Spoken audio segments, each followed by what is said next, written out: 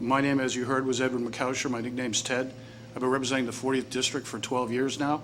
I like to think of myself as an independent voice for the people that I represent. I've always tried to put constituents first. This past session was kind of in the unenviable position of voting against one of the governor's proposals for a $55 rebate. I was the only Democrat to vote against it. And I was concerned because it would have cost $155 million, and our fiscal situation was not such that I felt that was a good application of the money. I also voted against the budget that we enacted this year. Again, I think I was one of 3 Democrats to vote against it.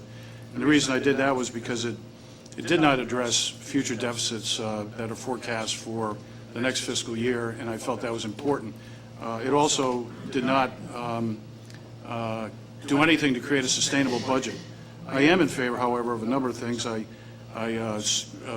acquired a $500,000 additional funding for Groton for the education of military students, secured a grant to Ledyard for improvements that are downtown.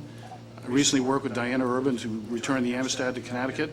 I've been involved with the Heritage Park bill and steering committee, and we managed to get a water taxi in the water, and I'm very excited about that.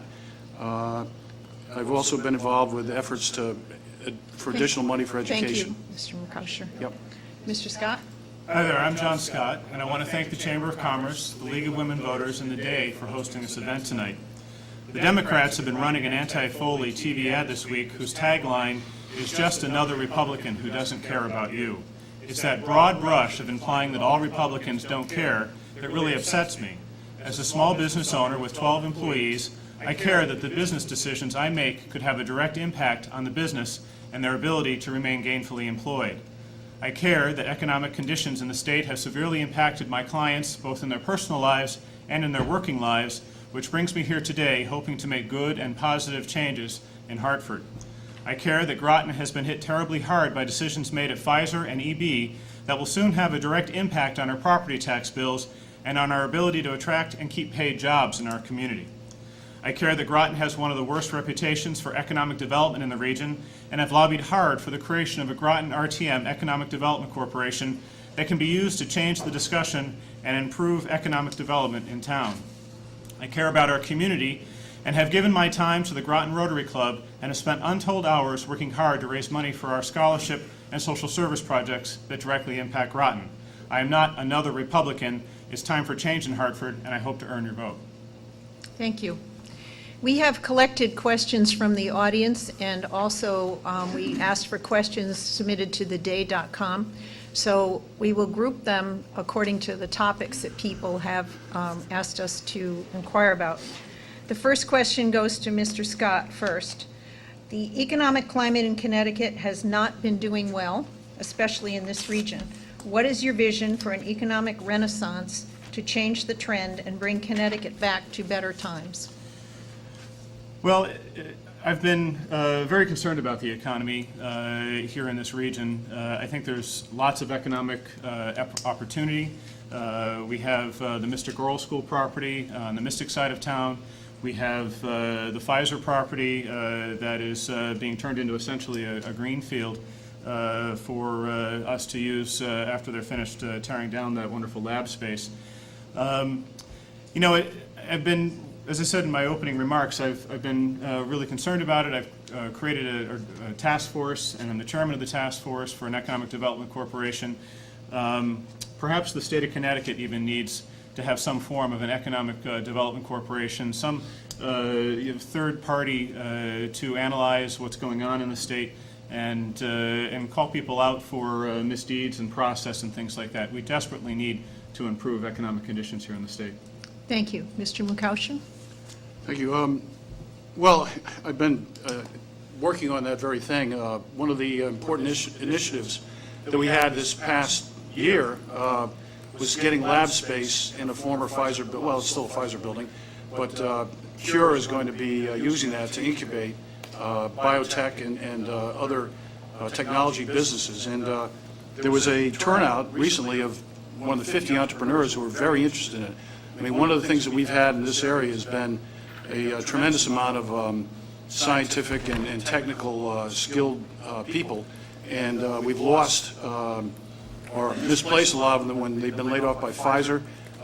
This is giving them an opportunity. I know a number of former Pfizer scientists have gone out on their own and need the help, and we want to nurture, that aspect of our economy. I think that in this state, where we had what was mostly an industrial economy, and which is now no longer the case, we need to try to, embrace the new economy, which is more the future. I think is bioscience, technology. For instance, we have a program now, Next Generation Connecticut, which is emphasizing STEM education. We're going to be putting a great deal of money into science, technology, engineering, and math. We expect that we're going to have, I think, 3,300 new STEM students there. We're going to upgrade the labs. We want to give them every opportunity to serve in a new economy. Also, there's a very interesting idea, which I think has really enabled new bioscience-type clusters, and that's an idea to get broadband access, 1 gigabyte high-speed internet access, Wi-Fi, that a lot of areas have used to really tie together all their scientific elements and their technology elements, and it's been a real boon to economic development in a few areas, and I'd like to see that done here, and I'm going to work for it. Thank you. Mr. Mukaushar, we'll give you this question first. As our state representative, what will you do to change the racial imbalance in the schools? That's a difficult question, because I think one of the problems we have is that some of the corrective measures that have been proposed have actually, I think, been a disservice to minority students.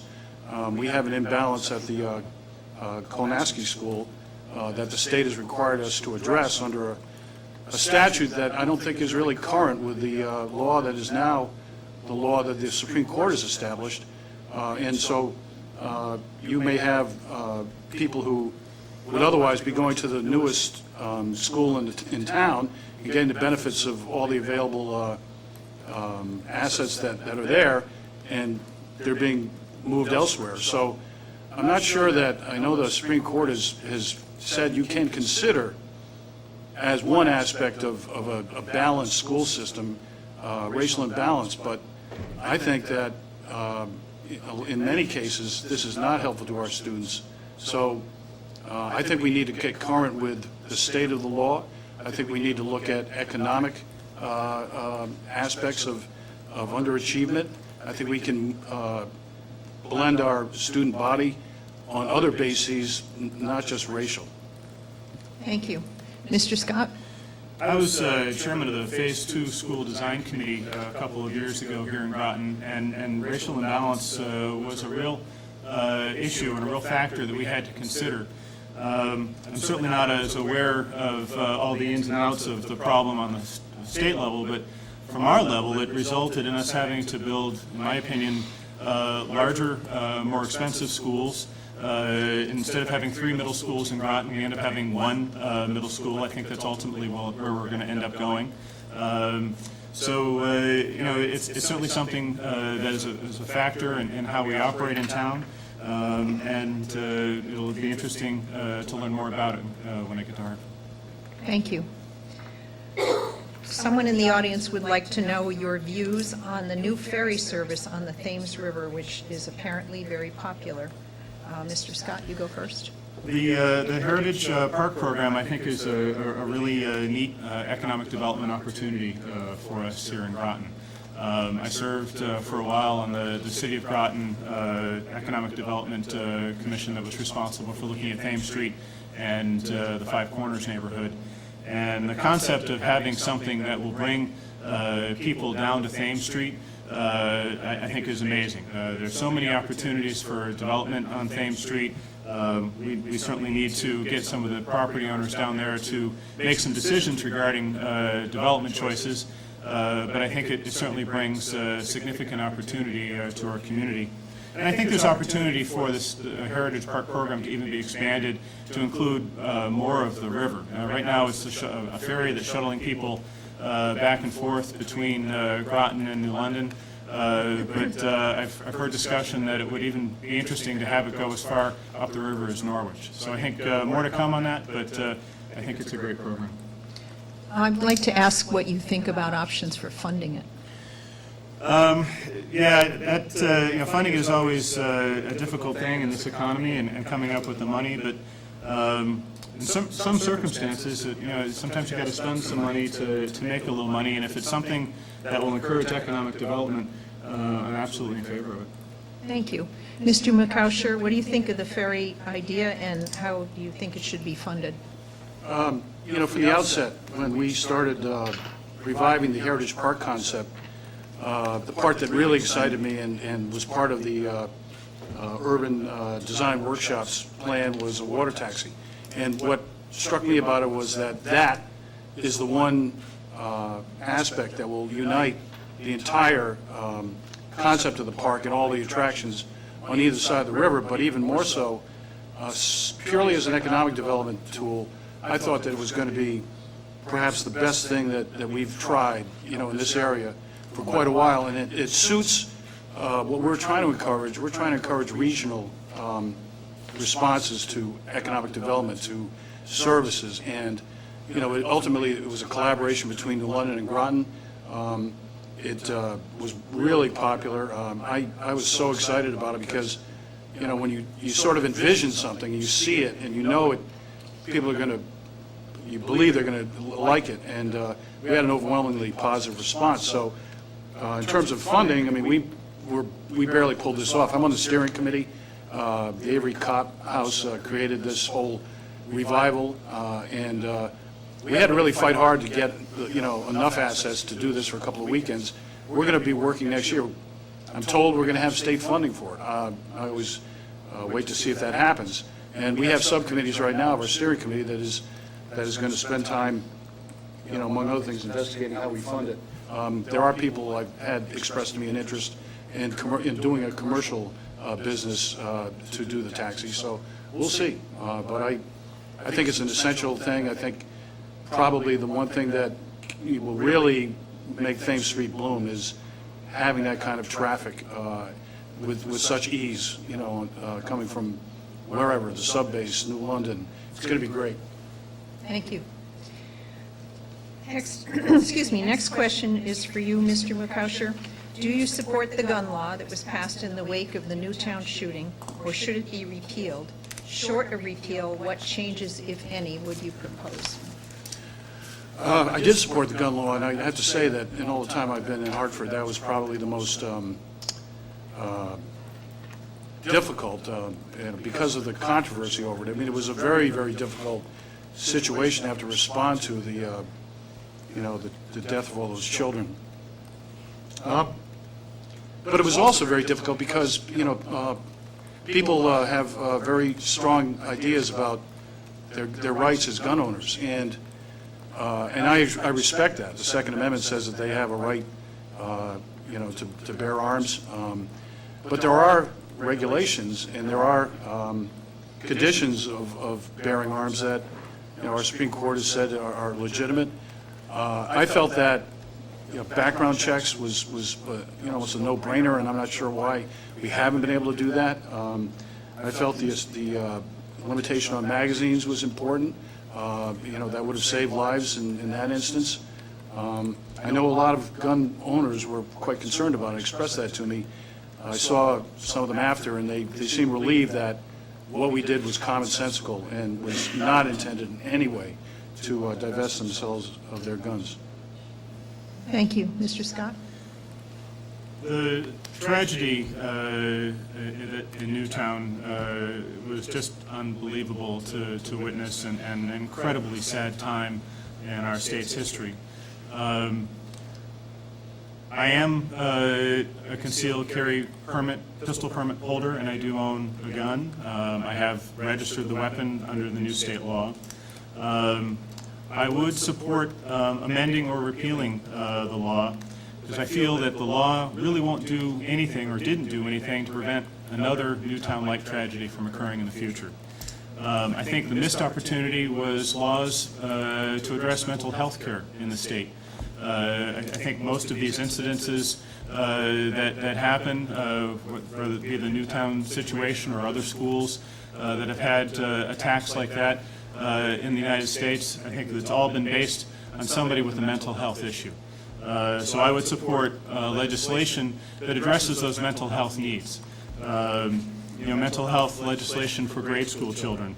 I've read in both the Day and the Hartford Courant multiple stories of families who have children with significant mental health problems who desperately struggle for care for their children and end up spending wasted hours in emergency rooms in our state hospitals only to be ultimately turned away and their child has not received any care. So we need legislation to help those people with those mental health needs. Did you want Well, I to? just wanted to add something. I heard this the other night. We had a mental health forum, and if you look at the bill, the gun control bill, there were many sections having to do with mental health in there. And they involved children's mental health. They also involved expediting insurance appeals. Oftentimes insurers, you have coverage, but they deny it for one reason or another, and that's been a real obstacle. So there are a lot of provisions in it that have to do with mental health. I think that, they've been overlooked. Thank you. Mr. McCosher, you're first on this one. No, actually, Mr. Scott, I think is. I've gotten all turned around. Mr. McCosher. Okay. Okay. All right. What should be on the table in trying to get Connecticut's underfunded pension system back to solvency? And nobody wants that one first. It is me, yeah. That's been a huge problem, because the reason it's underfunded is because we haven't funded it. And we've tried to make, advances in Governor Malloy, among other things, recognize that this is a long-term problem. One of the purposes of his negotiation with our state unions was to deal with that issue, and I think we gained I'm not sure how many billions of dollars we actually, how many billions of dollars actually helped with the pension fund. And, we haven't made it a priority, and that's the problem. We've neglected that, our teacher retirement fund. These things are looming. So I think that we have to, first of all, live up to our obligation and see to it that we fund it enough where we catch up. There are a lot of proposals for, should there be 401Ks, should there be different types of retirement plans? I'm not sure that those are necessarily, the answer. But it's been a huge problem. I brought it up consistently. We tend to look at the short term and not take care of the long term. So I think the thing is we're going to have to handy up and get the money in there is basically it. Mr. Scott? I would agree with Representative McCosher that the pension program is a huge problem for the state. In 20 years ago or more, the private sector got away from having pension plans and went to 401K style or simple IRA style retirement programs. And I think that's absolutely something the state needs to investigate going forward with the state employees. I think employees will initially grumble about making the change out of a pension program, but ultimately I think they'll have better retirement in a 401K. I think they'll have more money available to them, and they have more control. And so I would support discussion and legislation regarding that. Can I add one thing? Yes. One of the reservations I've had about the 401K approach is that a lot of people had 401Ks, and in the last economic downturn, they lost a tremendous amount of money. I want to see people secure, in their retirement, and I'm not sure that's the way to do it. Thank you. Did you want to add anything? Well, I think 401Ks are, the economic downturns, but they come back up. And there's a term in the financial world called dollar cost averaging. So, you may have bought a share of Pfizer stock at $100 when the market was flying high, but if Pfizer stock is what's in your 401K when the market is in the skids, you might be buying at $10 a share, but it's going to come back up and you'll have more of that Pfizer stock when the market comes back around, and it always does. So I think that 401Ks are a very safe and reasonable and responsible retirement tool. I have one for myself in my office and my business, and people are doing very well in them. So I'm very comfortable with using that type of tool as a retirement product for state employees and my own employees. Thank you. We have a couple of questions that are addressed, one to Mr. Scott and one to Mr. Mokaushar. So I will read them that way, and of course, you're both welcome to respond to both of them. This is for Mr. Scott. Someone would like to know about your change of party, that you ran for the city council as Republican and then were a Democrat when you ran for the Board of Education, and now you are a Republican. Do you plan to stay as a Republican? I knew that question was going to come up. I had been a Republican in the town of Groton since I moved here, and then I had a falling out with some leadership that was in control of the party a few years ago. I did work with the Democrats for a while, and I changed parties mainly over my distaste over health care reform and the horrible impact it's had on the insurance industry and my business. I couldn't stomach the Democratic stance on that, and felt it was necessary to go back, and that's what I've done. Thank you. Do you want to? No. Okay. Question for Mr. Mokaushar. Did you vote for the appointment of judges who are late in their career and will work for a few years before earning a lifetime pension? Yeah, and I'm glad that question came up because I've been trying to educate my colleagues on this, among others. If you looked at the serving judges in London and in Norwich, I think the majority of them are retired judges. When you become a judge, I think your salary is $145,000. When you retire, I think it goes down to, let's say, $100. If you then serve on the bench as a referee, as they're called, they have the same powers as a judge. I think they get like $250 a day as a per diem. But, and then if you work the whole year, you would be back to the probably $145,000 level. If judges, if the people who've been appointed judges, simply retired, that would be a question. But first of all, there's a lot of wisdom in a 70-year-old, judge. A. B. Again, if you look at our court, we would not be able to function without the referees. So, I think it's somewhat of a red herring because the system has worked. People aren't taking advantage of it. Judges aren't, taking their pension and running away.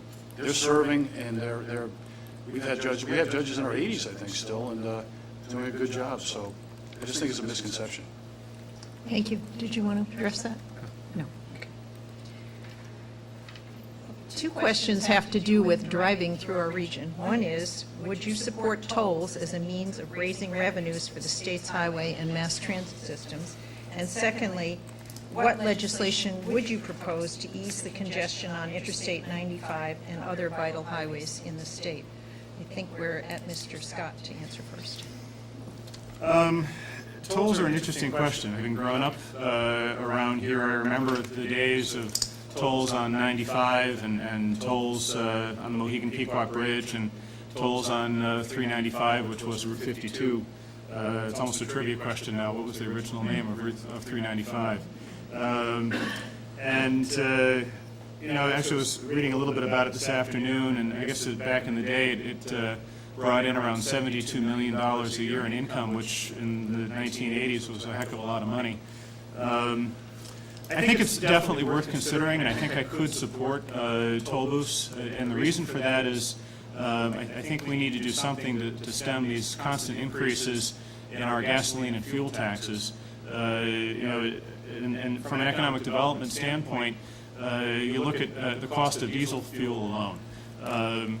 Why would a business domicile in Connecticut that requires the use of tractor-trailer trucks or smaller trucks that have to fill up on diesel fuel come to Connecticut when they can go 20 minutes down the road to Rhode Island, and it's about 40 cents a gallon cheaper? Tolls may not be the answer. It may be a wash. There's certainly a lot to consider, but I could support tolls. Ease of congestion, that's a hard one. This is a very vehicle-dependent world, especially this part of the region.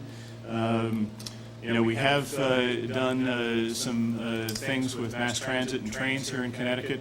I've often said that we should encourage additional commuter rails to come to this region. We've got the lines coming out of New Haven heading towards New York, but we have nothing coming from Boston down to this region, and perhaps we need to be having conversations with Boston Transit Authority, the T system, which is already coming into Rhode Island, to get them to come to eastern Connecticut and maybe stem some or ease some of the congestion from this region going north to Boston. Thank you. Mr. Murkowski? Yes, I'm not in favor of tolls in and of themselves.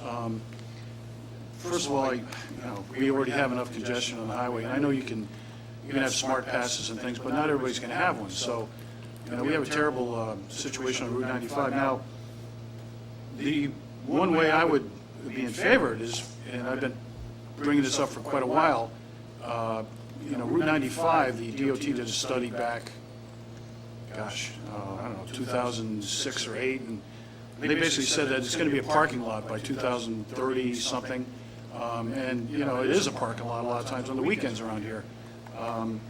And what is needed in their plan, and it's been on the books for a long time. I even got money for the environmental study to try to get it started under one of our bonding bills. We need to expand 95 from Branford to Westerly. We need at least 3 lanes. And they haven't spent the money that we appropriated for the environmental study, and there's a lot of environmental impacts, obviously. Because until we're ready to do the job, the environmental impact study might be out of date. But we need to get on that. I've been pushing it for a long time. If the only way we could do that is to have tolls, then I'd be in favor of them. I wouldn't want tolls for the sake of just having another revenue stream without any, dedicated plan for them. And I think the only way I'd ever do it is if we finally address Route 95. Ron LeBlanc, as manager of the town of Groton when I was on the council, warned about us becoming an economic cul-de-sac. And we could certainly end up that way if we can't, clear up this congestion. Thank you. Well, speaking of revenue sources, a couple of people are asking about state taxes, and they've both framed their questions in connection with the taxes that have been levied in the past couple of years. The questions go somewhat like this. Hang on one second. You have been, this is addressed to Mr. Murkowski first. While you've been in the state legislature, taxes have increased, businesses have continued to struggle, and we continue to lag in economic growth. What would you do differently about taxes in the next session? Well, one thing I've been pushing for a long time as a member of the Finance Committee is that we have a tax system, and we're actually doing we have a panel, Marion Galbraith happens to be on it, to study our tax system. But my major beef with it is that we, pick winners and losers in it. We, give credits to businesses, we give deductions, we give exemptions for property. We have a very unbalanced system. There are a lot of exemptions in sales tax. Sales tax, if we ever eliminate all of them, we'd have another, I don't know, $2.5 billion. So the first thing I do, and what I've been trying to get done, is before we ever raise taxes, we, address the inequities in our tax system. We've had credits for businesses, and the idea is, well, they create jobs, but, we can see in the case of Pfizer, they had every tax credit, every tax break, available, and they just went through a long period of just laying people off. They didn't care. You can't hold them accountable.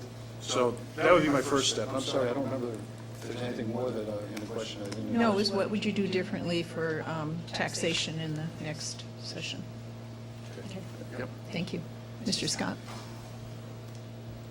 There's, the taxes in the state are a real problem, and Representative Murkowski actually voted in favor of the largest tax increase in state history.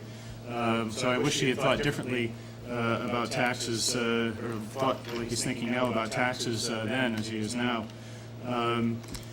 The state definitely needs to take a look at its budget. I think we need to review taxes and the way we operate. I think we need to review how we provide services.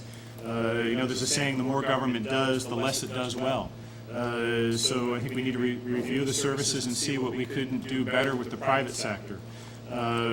I think we need to take a look at what drives up the cost of doing business in the state of Connecticut, such as things like the prevailing wage laws that really increase the cost of construction projects, whether it be a municipality paying for a project or the state hiring a private contractor. It really involves private contractors. I'll give you an example. A good friend of mine owns a paving company here in the area. And the way I understand the conversation is that on a contract involving a prevailing wage situation, the guy that's turning the stop-slow sign at a construction site, if it's a private contractor, he's got to pay that guy $50 an hour to stand there and turn the stop-slow sign. The guy certainly is entitled to make a living, but is $50 an hour a fair wage? So these are all things that I would like to take a look at with respect to taxes and the way we pay for things, and maybe take a look at some ways we can cut. Thank you. Did you want to? Well, I think what we're coming up against in the next fiscal year is another deficit. And the reason as I stated earlier, I voted against the last budget was because, we have an unsustainable budget situation. We spent a lot of money in the good years. We had $500 million in surpluses for quite a while. One year we had $1 billion, and we spent them. And, we have not had to face the expenditure side. And, Massachusetts did that a few years ago. And I was reading one account by a legislator there that said that, it was maybe the most painful thing he ever had to be involved with. He was losing sleep over it. Because, they could not continue to provide some of the services and benefits that they'd been providing. But they got on a better footing for it, and we haven't done that. So the next fiscal year, we need to do that. We're just not, we're spending more money than we're bringing in. We have to find a way to even out the bumps, so when we're in good years, we don't spend it all. When we're in bad years, we're not spending too much. Thank you. Would the timekeepers let the candidates know how much time they have left? Thank you very much. She's got it down to 7 seconds. Mr. Scott, this next one will go to you first. You get to say what you really think on topics you want to bring up. What do you feel should be the 3 top legislative priorities to encourage economic growth and job creation in the state? I think that my 3 top priorities are certainly economic development and jobs. I think that we ought to be looking at some kind of statewide economic development initiative or economic development corporation. I think we need to be taking a look at the fuel taxes and the high cost of living associated with that. And, a priority that I have, and it's really a pocketbook issue, is an insurance initiative. We in Eastern Connecticut really pay a premium for our property insurance because of our location. And the insurance industry is really honing in on Eastern Connecticut. So I would look at legislation that would make that pocketbook item much more reasonable, much more fair on a statewide basis, and take some of the pressure off of us. Thank you. Mr. McCaughey? It's a really broad question. I probably could use More than way more 3? of the time I have, but, in terms of jobs, and there was a Harvard Business School report that came out in September that talked about improving working conditions and living conditions for workers, and their prescription was to upgrade in education, develop workplace skills, refurbish transportation infrastructure, and, we're doing that now. We have, as I mentioned earlier, we have the Next Generation Connecticut that is trying to steer us and our students, and hopefully our future citizens, towards the jobs that we're going to have in the future economy. In locally, Grasso Tech is we had a $1.2 million upgrade in their manufacturing program, to help them have the skills to work. We just got a grant from the federal government of $15 million. We have 4 of our communities colleges that have manufacturing centers in them that emphasizing getting up to speed on the new requirements for manufacturing. $1.3 million is going to Three Rivers, which is actually working with our local employers, including Electric Boat, and a number of manufacturers who, I went to a program there, I was, more than delighted and surprised at how many small manufacturers we have, and their biggest need, and they've expressed this to the governor, they expressed this to us, is to have skilled workers, people that are able to, do the kind of work that manufacturing requires now. And so we're providing that education at Three Rivers. We're also trying to create what I consider sort of a concerted effort, through the Jackson Lab, bringing them here. One of their scientists is up for the Nobel Prize. They're doing groundbreaking work there. Also, the UConn hospital there is going to be involved in bioscience. We have Cure here, to create incubation lab space for innovative companies as well. So there's a lot of fronts we're working on, and I think that's the direction we should be going in, to try to prepare, our economy, our workers, and even, we also have, I think we have $30 million available to our manufacturers for capital improvements, for training of workers, and for innovation. So we're pushing on a lot of fronts, and I'm quite excited about where we're headed. I think we're headed in the right direction. It's not going to happen overnight, but I think we're on the right track. Thank you. Much more specifically, would you ever consider approving the legalization of marijuana for recreational use? That's Mr. Makausher first. Well, I've been watching pretty closely what's going on in the other states, Colorado, and so far, they're actually getting a lot more, for instance, revenue from that than they expected.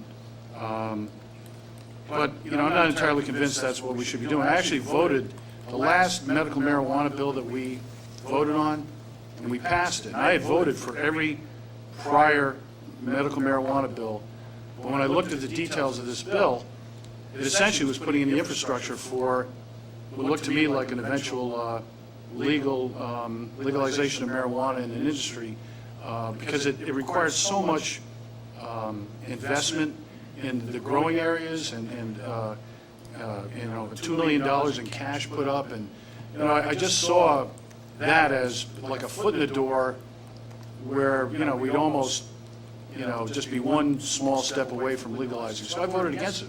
Our prior bills, just as an aside, would have allowed people to grow their own plants, and would have been a much more modest proposal. So I'm looking on it with interest, but I'm not convinced yet. Thank you. Mr. Scott? It's a very interesting question, and I would support medical use of marijuana. My good friend and college roommate who lives out in California, which is a state that allows medical use of marijuana, had a very serious neck injury and resulting surgery that actually was quite interesting. They went in through his throat in the front of his neck to repair the vertebrae in the back of his neck.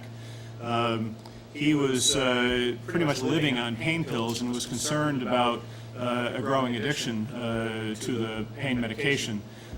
So he was able to discuss this with his physician, who prescribed him marijuana, and he went to a dispensary and was able to, in 2 weeks' time, use the marijuana to get off the pain pills, and then in 2 weeks' time, he was also done with the marijuana, and he was free of both substances.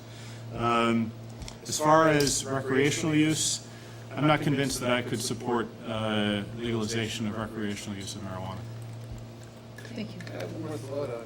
Yes, you have whatever many number of minutes you have. One other, concern I have is the prices that we're charging for medical marijuana now are like, I don't know, $600 an ounce. And one of the reasons I would support legalizing marijuana, I don't consider it to be, as harmful as alcohol, for instance. But a primary reason for me would be is if we could eliminate the illegal trade, which creates so much crime and violence and money that, never sees the light of day. But we won't be able to do that if we're going to, price ourselves out of the market. So, I'd be interested in a program that was actually going to eliminate, what I consider a pretty dangerous element, and that's the black market for drugs. Thank you. Next question starts with Mr. Scott. Would you support an assisted suicide bill, aid in dying legislation, same thing, two different names, if it is again introduced during the 2015 session? Death with dignity. I've looked at all of the literature on that. I think it's a hard decision. If someone is cognizant of their abilities but is terminally ill, do we let them commit suicide before they suffer through a very long and painful demise? I guess I don't know how I would feel about that. I do have to go to a funeral this weekend for someone who passed away from pancreatic cancer, and my partner and I have actually discussed whether or not something like that would have been good for this person. And so I guess I need to spend some more time learning about the bills and the options that are available before I make a call in either direction. But it's certainly something that I'd be interested in looking at if it came before us. Thank you. Mr. Mukasher? I think that the motivation for, we saw legislation last time around for assisted suicide is compassion, and, and I'm very, cognizant of that. I'm troubled by it because I think that, you could find people in kind of difficult, compromising situations. So I haven't been able to bring myself to support it. We actually never got to a meaningful vote on it. I'll keep studying it, but I don't feel comfortable with it. Thank you. Next question is for you, Mr. Mukasher, and you have maybe half as many minutes left as Mr. Scott, so just be aware. What unfunded state mandates would you work to change? Boy.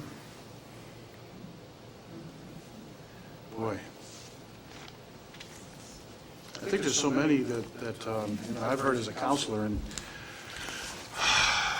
and frankly, I'm trying to think of the particular ones that we've addressed at times. One of them is, having to do with our education funding. We passed a measure that requires that whatever money we spend locally on education can never go down. And what that does is it, first of all, discourages, say, a one-year, capital improvement expenditure, because then that will be added to the budget the next year for education. It discourages measures that might save money in the school system. I've heard this. I filed a bill last session to eliminate it because I think it does a lot more harm than good. The idea is, okay, we want to continue to fund education, but it discourages innovation, it encourages waste, and it doesn't give any flexibility to towns. So I think that's a big one, and that's one I've heard most about. Thank you. Mr. Scott? Well, actually, I would agree with Representative Mukasher about his comments on education. It's been frustrating as a member of both the RTM and the Town Council that we can't make reductions beyond a certain point to the Board of Education budget. It almost encourages, it does encourage, I think, a little bit of reckless spending on their part, and I'm not sure that the rules that are in place really benefit the children in our school systems. As a member of the RTM, it's our goal to reduce property tax burdens on the taxpayers here in town, and mandates regarding education and other things certainly bear significant weight. From a municipal standpoint, I certainly would support ways to help us increase our ability to raise revenue. One thing that is limiting to municipalities is pretty much the only way for us to raise revenues is on property taxes. So I would, support other legislation, perhaps local taxation concepts that would provide sales tax revenue from hotel room sales. Groton would certainly benefit from that with the hotels that we have in Groton, and even restaurant food sales. Unfunded mandates, I think, are dangerous, and they really do push the burden on the wrong person. Thank you. This is kind of a long-winded question, circles back to how to do business in Connecticut. Governor Malloy contends his First Five program, providing millions of dollars in incentives to large companies, and his Small Business Express program, providing loans and grants to small businesses, is helping drive job growth and is a good investment. But his opponent, Tom Foley, dismisses such programs as corporate welfare and a misuse of state resources. Where do you line up in this argument? And that starts with Mr. Scott. I think that borrowing money to fund economic development is a dangerous precedent.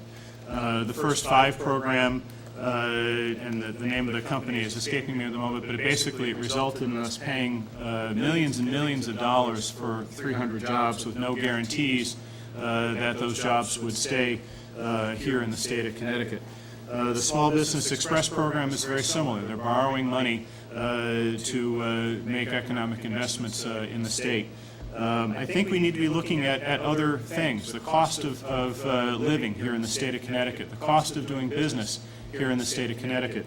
Our economic, our budget is really not in order here in the state if we've got to borrow to encourage people to come here. I think that if I was to win this job, that we really need to take a hard look at our budget, make some cuts to make things more affordable, reduce things like the gasoline taxes, income taxes, which was only supposed to be temporary, fees on businesses like the business entity taxes, licensing fees. I'm a licensed insurance agent. I have a property and casualty license, that's one fee. I have a life and health license, that's another fee. All of my employees have these licenses, and a couple of years ago, the state legislature doubled those fees. Certainly didn't get better service from the state, but we certainly have to pay more. So any licensed professional, whether you're an insurance agent, a real estate agent, a nurse, a hairdresser, you're paying double now for the privilege of doing business here in the state of Connecticut. And these are things I think really turn off business, turn away business, and really take away from their bottom line. So those are my thoughts on the whole thing. Thank you. Mr. Mukasey. The First Five program, it was a separate bill, the first bill that came out, and I voted against it because I tried to take a position that we shouldn't be providing special benefits to large business. Well, I was kind of glad I did, because the First Five businesses, the underlying idea was we're going to incentivize businesses to come to Connecticut. Well, those 5 businesses were in Connecticut to start with. I think we subsidized a move from one town to another. I'm not sure how that does them any good. And the rest were businesses that were here, and we threw more money at them. And I'm glad I didn't vote for it. There was a second 5, which was part of an overall jobs bill that I voted for the bill because I believed in a lot of it. I think the Small Business Express was in there, and we've done a lot for big business. I mean, you just have to look around. United Technologies. I feel like the backbone of our economy is small business, so I supported that. And it's a constant issue. We're competing with other states, for businesses, and I think there ought to be a ban nationwide on business incentives, because we're just competing with each other and undercutting each other. Thank you. Regarding the governor's energy program, emphasizing expansion of natural gas and incentives to generate more wind and solar power, is that the right approach, or an example of the state interfering with the free market? Mr. Mukasey, you go first. Well, I think it is the right approach for a number of reasons. Natural gas is cleaner. We're not relying on coal. We're not relying on oil-fired power plants. solar and wind, the prices are coming down. We're trying to, make more use of them. We actually are also using hydroelectric power, which we've decided is, in the nature of renewable. But, it may be in some way doing something with the free market, but I think that, it's important for us, for the state, for the environment, to try to pursue those things. Thank you. Mr. Scott goes first this time. Would you please give us some of the top priorities that confront the 40th House District? I think the priorities that are confronting this district is the economy. I mean, there's really nothing more troublesome around here than that. I've watched my commercial customers really struggle with being able to do business in this area. They're dying on the vine, again, because of regulations and taxes and fees, and people just can't afford to pay for certain services. So that really is a priority. We have to look at replacing Pfizer. That's an incredible loss to our community. With them tearing down that laboratory space, it really is a shame that we couldn't get a deal put together where somebody else was moving in there and using that lab space, and it just breaks my heart to drive down that road towards Eastern Point Beach and see those cranes demolishing that incredible infrastructure. And I think we need to look at other opportunities. I think that another issue that's just long forgotten about and could be something good for this part of the state is the Mystic Oral School property. Nobody sees it because it's not on a main road, but I am concerned that that will be our Norwich Hospital. Where right now the lights are still on, the heat and air conditioning is still on, but at some point I think those utilities will be turned off, and then we'll end up with a real moldy, sloppy mess back there. I could support it becoming a school again. I could support it becoming offices. I could even support it becoming a part of our tourism plant that's here in the area. But I think that is something of great concern is that property. Thank you. Mr. Mukasher, you have 30 seconds. Yeah, I saw that. Well, just with respect to building, 49. oh, good, oh. Okay, Well, 49. the Pfizer building, Building 18, and it was really heartbreaking for a lot of us because we actually found a buyer for the building. Pfizer was saying they wanted to sell it. The issues that they raised after we found a buyer, we had asked, a number of people were involved in this, if those were problems. And they weren't problems until, lo and behold, somebody showed up and wanted to buy the building.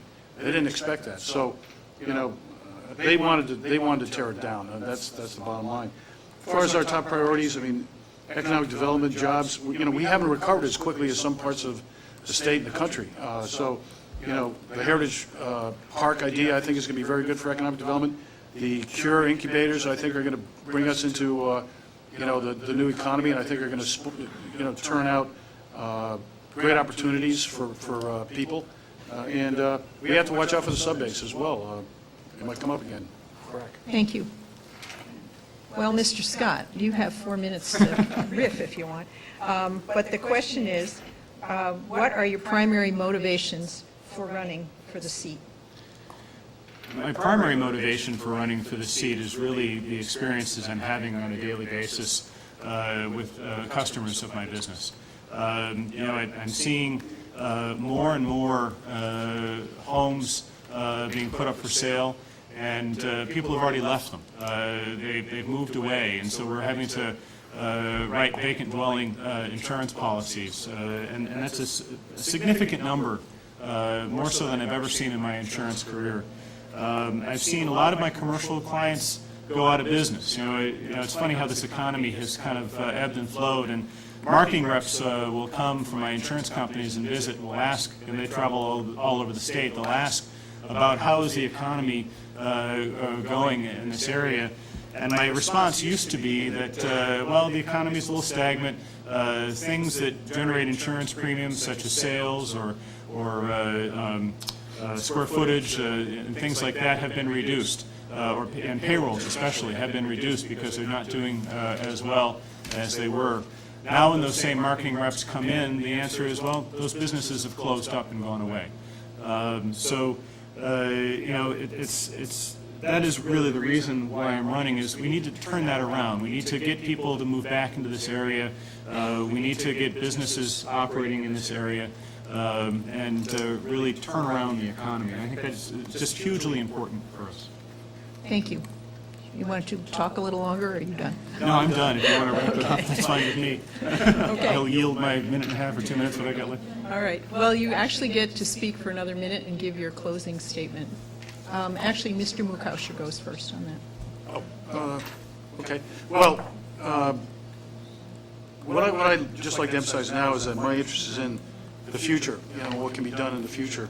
I don't want to talk about what I've done, but I certainly want to keep working on the Heritage Park idea. I think it can create a whole new character for our area. I think it create opportunity for new investment. I want to continue to work and support bioscience initiatives in the area. I really want to, solve the budget problem and create a sustainable budget, and I think I'm a voice for that in Hartford.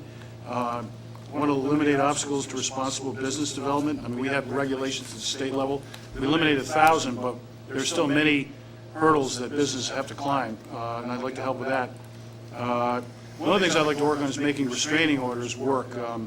There was of course, a lot of attention paid to domestic violence lately, but I just read that 30% of restraining orders never get served, which is, horrifying to me, because if you get a restraining order, you need protection. So I want to work on getting that down to zero.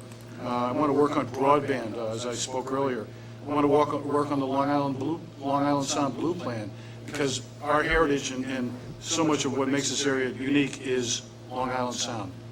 Thank you. Mr. Scott.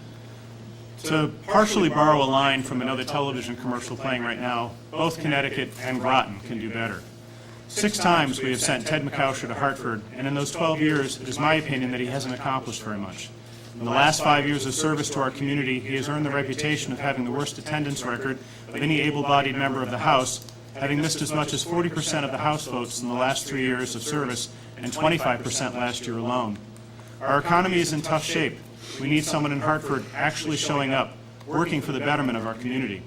I'm John Scott, current member of the Groton RTM and chairman of the Groton RTM Economic Development Corporation Task Force, and best known as owner of the Bailey Agencies with 12 employees located in the heart of this district. For many years, our district has had limited representation in Hartford, and the results can be seen everywhere, from empty storefronts to buildings being demolished. It's time for a change. With your support, with your vote on November 4th, I will create and guide legislation that allows businesses of all sizes to thrive, reversing our current economic slide. As your representative, I pledge to apply the enterprising spirit of an entrepreneur to the demand of the office. Thank you. Thank you. May I have a round of applause?